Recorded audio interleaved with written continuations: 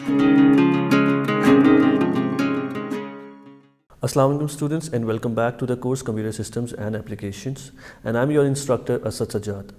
In today's lecture we will be discussing about the usage of computers and the users who use the computers. So there are different types of users that actually uses computers for different purposes. So we'll look into those users, and apart from that we'll see that in which domains or in what fields computers are used. And then we'll be discussing about the ways to connect to internet. So we have already studied what internet is, so we'll just go through internet again, or we'll just recap that internet part again, and then we'll look into the ways of internet connectivities. So let's start our first topic, which is computer usage. Now if we talk about computer usage, then computer usage is related, or when we hear the word usage, means that it is a use or using something. So when we say computer usage, that means that we are talking about using the computers. So there are different users who uses computers for different purposes, as I said earlier. So as a computer users, we do have home users, we have office users, then we have power users, we have enterprise users. And then we have office users. So these are 5 different types of users. Obviously we might have more users apart from these users, but we will only be discussing these 5 users. Let's talk about home user first, that who are the home users? Who are the home users for computers? So home users are the users who actually uses computer while staying at home. They use the computer for their personal purposes. They can use a computer for accessing social media websites. They can use for communication purposes. They can use it for gaming purposes, or whenever you use a computer while sitting at home, you are basically a home user.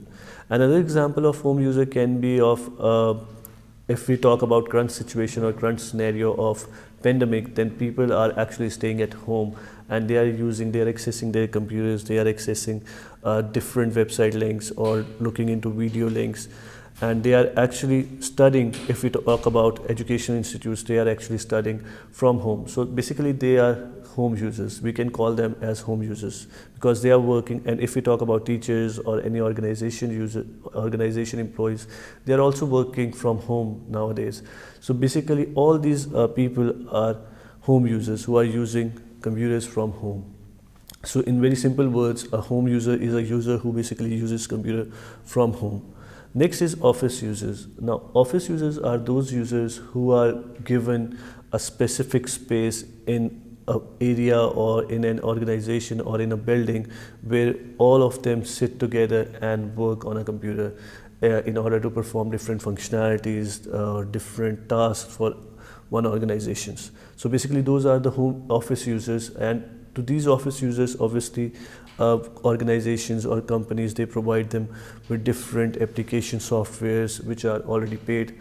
So what happens is that organization basically buys different applications. So if we take an example of Microsoft Office, then Microsoft Office basically is a paid version and is actually a paid application where organizations buy it and split it or give it to their employees in order to use them. So basically, if there are 2 different versions of Microsoft Office as well, so one is Office version, which is like a simple version, and the other one is the enterprise version. So if we talk about Office version, then in Office version, Microsoft Office basically provides 300 users to use the Microsoft Office. So if you want more users, then you have to switch to the enterprise version of Microsoft Office.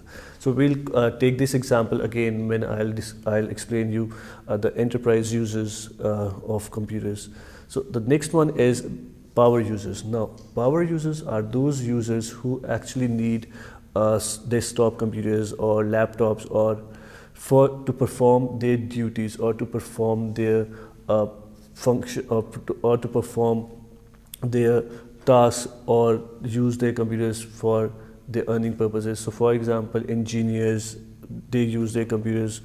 They are the power users basically. Engineers, scientists, architects. So these all are the power users. So when they use their computers, or these users basically are called the power users, who actually uses their computers in order to perform their duties or in order to perform their actions or events that are related to their field. So as an example, if we talk about engineer or software engineer, then when they go on to computer and they download any compiler or they download any software that in which they need to code, so they start coding onto it, and they are using the computer obviously for that. So when they use that application and when they are coding on to that particular computer, they are actually a power user, because they are using the computer for coding purposes to serve what they have studied throughout their degree programs. Similarly, if we talk about architects, they use computers in order to design their buildings, in order to design houses, so in order to design the structure of the buildings, so they use AutoCAD. So when they use these different tools and technologies or techniques, they are actually the power users. Similarly, if we take example of graphic artists or graphic designers, they use Adobe applications, Adobe Photoshop, Adobe Premiere, Adobe Illustrator. So when they are using these kind of applications or tools, they are actually the power users, because they are serving the graphical studies which they have already studied throughout their career, or they are actually performing their career duties for it. The next is enterprise user. Now, the difference between enterprise user and office user is that in office, basically when we say office work or office, then it means that there are only there can only be a specific number of employees who are working in a maybe large area, not very big area, but in an area where maybe there are 200 or 250 employees. But when we talk about enterprises is actually a quite big, a very big company as compared to office. So there might be thousands of employees or 2,000 of employees, or maybe more than that. So that is basically a difference between office and enterprises, that in enterprises we have a lot more capacity in terms of employees and work as compared to the office. So as I quoted example earlier of Microsoft Office that they provide with two different versions. So one is professional or one is simple, and the other one is enterprises. So in enterprises version, they allow the company to give the access of Microsoft Office. So that means that they can use Microsoft Word, they can use PowerPoint, they can use Microsoft Excel, and any of the tool or application that comes up with Microsoft Office for more than 300 people. So if there are like 1,000 or 1,500 people working in an enterprise or in an organization, so all of them can use this Microsoft Office for free. Not for free, obviously the organization has paid for it, but they can use it for free. So the enterprise version does not have a limit to the users, so the users can be unlimited if you have the enterprise version of the Microsoft Office. So this was the one of the example in order to differentiate between office and enterprises. And these were the users, basically these were most of the users that actually uses the computers for different purposes. Apart from that, we might have a lot more users if we may talk. Then we do have hackers, which we already studied, and hackers uses the computers in order to damage the computers or the functionalities of the computers, or maybe to damage the reputation of other people if they are stealing information or if they are stealing any individual's personal information. So there are different users if we talk about, so among which we have discussed these 4 to 5 uses of the computers. Now let's talk about the computer applications that exist in the society or in the field. So there are, as I said, as an example of computer users, there are also a lot of applications that are being used in the society, among which we'll only be discussing few of them. So let's talk about the first society or the first field where the computer applications are mostly used. So in education sector, if we talk about in education sector, computer applications are actually using a lot. There are different applications in computer where teachers are providing students with their assignments and with their quizzes and all the tasks, where they can go and look for all their possible tasks or notifications that has been posted by the teacher or the university. So another a very simple example of computer application or web application can be of Google Classroom, where students and teachers communicate in order to get themselves updated with the notifications or with notifications that teacher or university is providing. So teacher posts their assignments, quizzes, or their midterms. So they all post all or any relative or reference stuff in order to get themselves running with the course. So there are different applications that are being used over the globe for education purposes. So this was one of the application. Another application, if we talk about education, another application another application is Coursera, that is providing different individuals with different courses, with different set of courses. So if you are a graphic designer, or if you are an engineer, software engineer, or if you are a mechanical engineer, or if you are any engineer, or if you are a doctor, you can go on to Coursera and you can look for the courses you are interested in, and then you can start learning those courses. So some of the courses are free on Coursera, and some of the courses you have to pay for them. So that depends on the user's choice or the individual's choice, that what course or what field is he interested in studying. So this was one of the example of education sector. Another application is Udemy, which is similar to Coursera, where you can go and learn different courses and you can study different courses, and at the end of learning these courses or studying these courses, you get a certificate. So it is basically a similar to your bachelor's or BSc or master's, where you get actually a degree at the end of your 4 years or 5 years of education. But in these kind of courses or in these kind of applications, they actually provide you with the videos and with the links, where you can go and see the links and see the videos, and then you start studying on your own. So these links or these videos are provided by different universities. They just go on to Coursera and they just upload their videos, or they just get a contract with Coursera or Udemy, where they take videos from these universities and they upload onto their applications in order to accommodate the students or any individuals who wants to learn. The other application in society is finance. In finance, there are various applications that are being used in order to perform different calculations. So if we talk about different calculations, then we do have Microsoft Excel, which is one of the applications of MS Office. So what happens in Microsoft Office is that they can perform different calculations, they can create different graphs based on the calculations, and they can sum up all the values that they have gathered, maybe throughout a couple of weeks or days. That depends on their research work basically. So in Excel there is only you can add, you can subtract, you can apply different formulas of average, if-else conditions. So there are various different functions and formulas in Excel that can be used for a user or a finance individual in order to perform their task or their activity accurately. The other application is related to governments.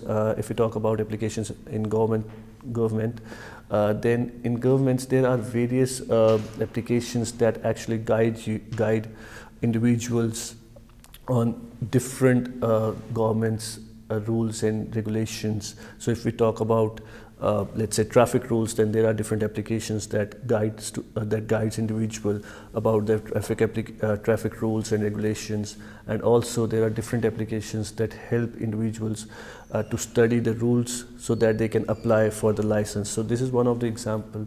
Apart from them, there are a lot of government. If we may talk about government sector jobs, then there are a lot of application that actually helps you study or helps you prepare for particular government jobs. So they might they do have question answers or past papers, and they just help you study those in order to prepare for the examination. The next is healthcare. In healthcare, basically, if you know that whenever you go onto the scan, basically it comes up on the screens. So there are different applications where you actually scan where you scan any of your body part, which actually gets that what is the actually issue or what is the actually problem with the individual. So basically, it also helps in healthcare, and also that helps doctors identify the issues, the real issues.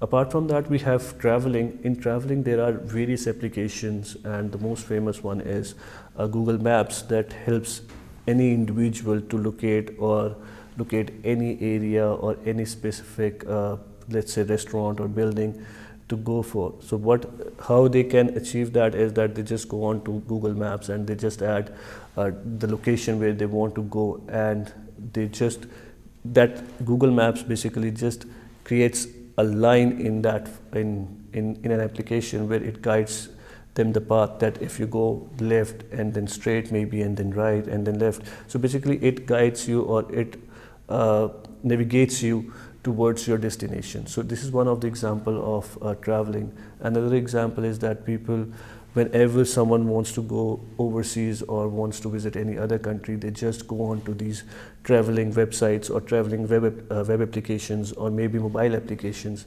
and they just go to these applications and they book their trip.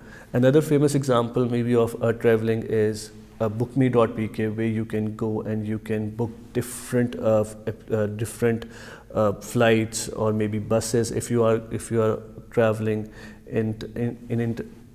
so if you are traveling within a country to different cities, then what you can do is you can go on to bookme.pk and you can book different so you can go on to bookme.pk and you can book tickets for different countries. So this is one of another example of traveling.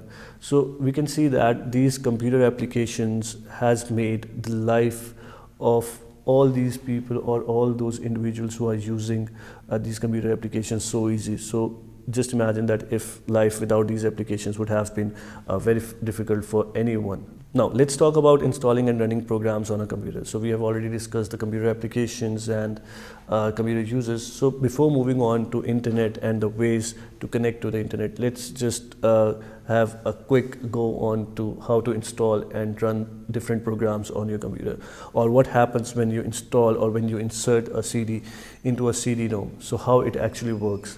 So let's say that you have gone into a market and you bought a CD of an application. Let's say you have bought an application of MS Office and you bought it and you put it into your CD-ROM.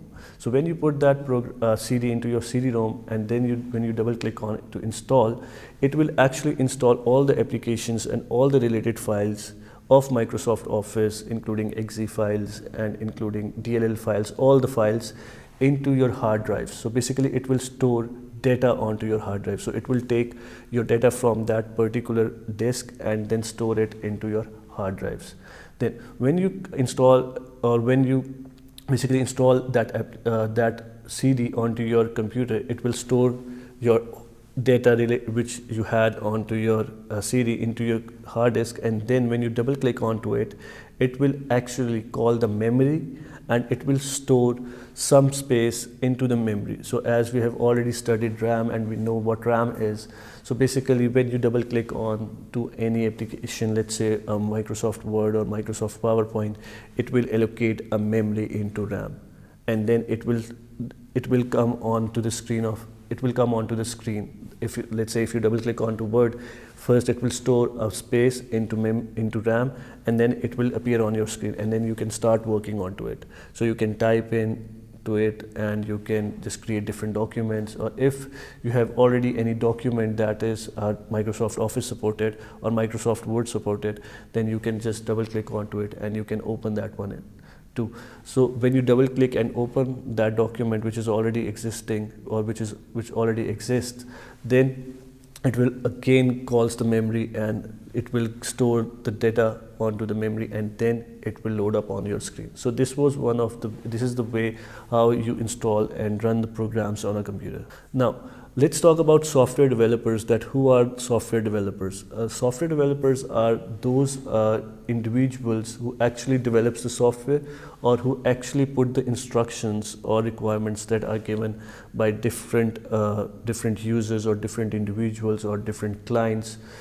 in order to put their requirements into a full-fledged systems. So for example, if there is a client who comes in and asks to develop a calculator, then he will give different requirements. So he might give arithmetic operations, then he might say that he needs a sine, cos, theta, sine, cos, and tangent functionality in it, and then he wants to find the derivatives or maybe integrations into it as well. So we all know that if we talk about calculators, then the calculators does not have these functionalities of derivatives and finding the integrates. So now the client actually asked a software developer to develop a software for him where he can put in the values, and then the software basically gives him the derivatives or integrates of those values. So these are basically the requirements which are given by the client. So the software developer will develop all these requirements, and then he will deliver the software to the client. So basically software developers' work is to fulfill the requirements of the client in a full-fledged software based on the requirements given by the user. A programmer uses different languages to code or to program a software or a system.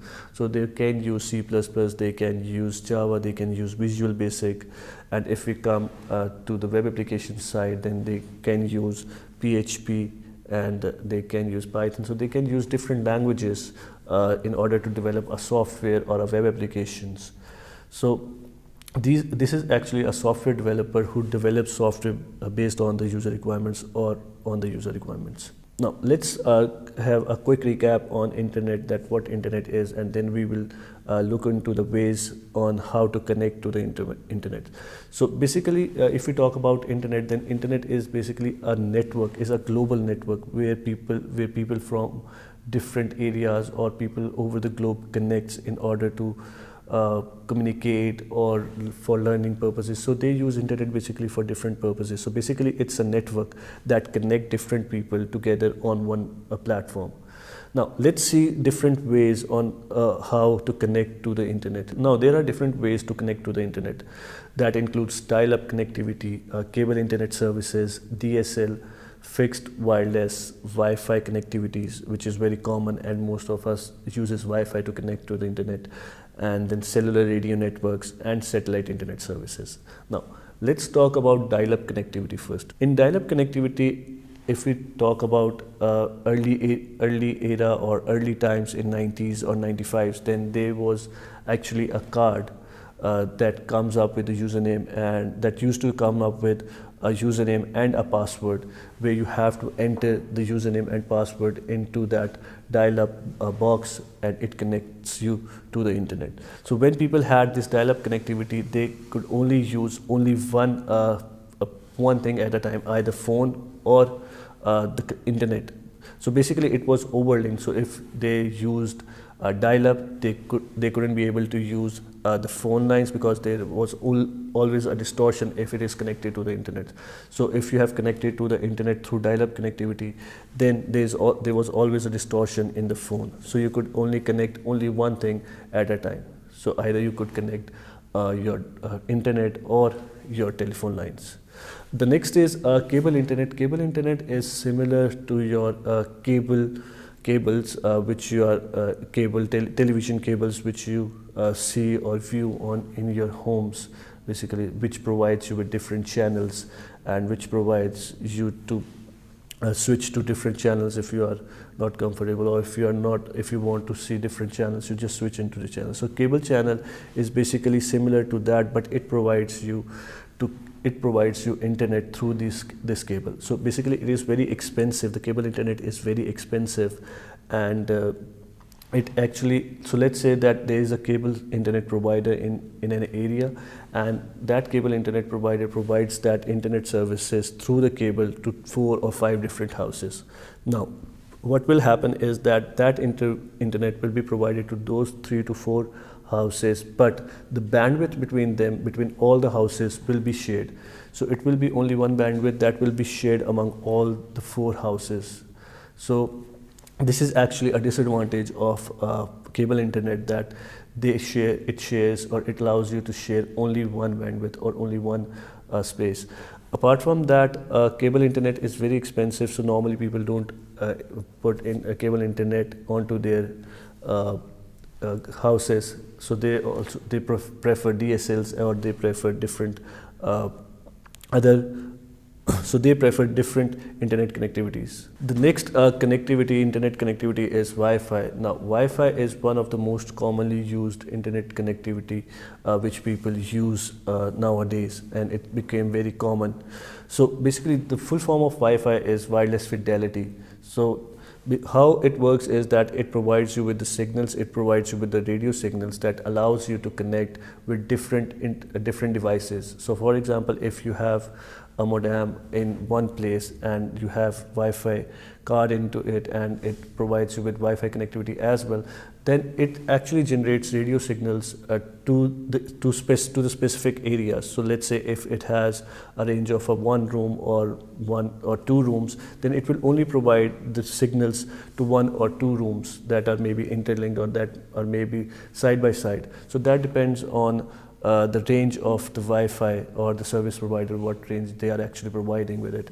So that also comes up with different sizes. You can have 2 GB, you can have 4 GB, or you can have 6 GB, or you can have 8 GB. That depends on the requirement of the user, that what size of internet does the user required. So this was pretty much up with this lecture, and let's just recall, or let's have a quick recap of what we have studied. So we have gone through the computer users, and in which we have studied home users, office users, enterprise users, and the power users. And apart from that, we have seen some of the applications that are being used in different societies of the world, and then we have seen what few ways on how to connect to the internet.